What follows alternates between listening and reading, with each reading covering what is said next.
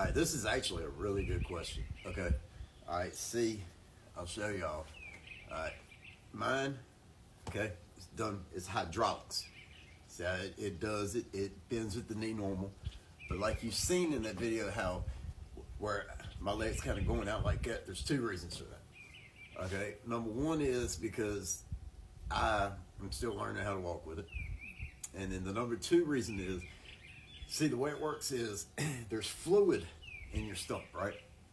And when you initially get amputated, like your first leg, like your first permanent leg, they say approximately 6 to 8 months after you get your first permanent leg, that what'll happen is see that sleeve that I have over it, and then I have a sock over it, it has this strap, you know, that I pull down, and that's how I adhere it to myself. What'll happen is where it's continuously being constricted and squeezed like that, right? What happens is eventually the fluid will get pushed out. So your stump will get smaller and smaller. So approximately 6 to 8 months on average after you get your first permanent leg, you will need another socket, okay?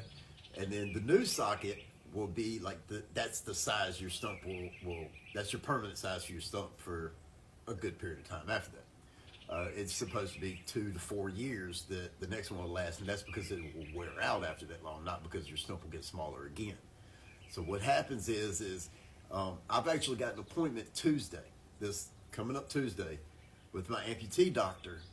They're going to be fitting me for another socket, because what's happened is that from me walking around and from me wearing the constricting silicone sleeve that I have over it, my socket has gotten, my stump has gotten smaller than it was. And so for that reason, my prosthetic isn't fitting as well as it was. And so what happens is as you're walking around, if you notice in a lot of my videos, you'll notice that my foot is kind of turned, cocked inward.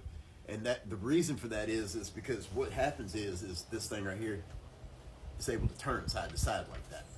It's not supposed to be able to. It's supposed to be, you know, it fixed to me. So what happens is that it's time for me to get a new leg, okay?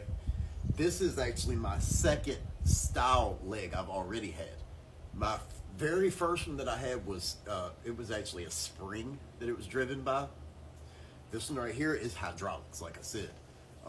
There's actually a resistance thing here in the back where I can adjust the amount of throw that it has out, the resistance that it has out, this and that. I got a little tool in there where I can tweak it and all. Well, this coming up Tuesday, the next socket, they're actually going to be upgrading my leg again. The next one that I'm going to have is called a C leg, which is, that's the Cadillac of prosthetics, okay? It actually has a microprocessor in it to where it articulates the knee based off of pressure points. So I've got a 5-year-old nephew that as soon as I got amputated, he was so excited. He said, "You're going to have a robot leg."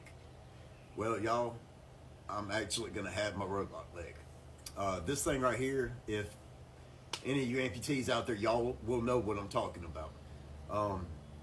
The microprocessor in it will actually require to be charged on a daily basis. You take a USB-C and you plug it into it and you charge it like overnight or whatever, so that the microprocessor can have its power to be able to articulate as it does and this and that. So I hope that answers your question. Basically, yeah, I'm supposed to be able to walk normal, but I'm still getting used to it. I love y'all.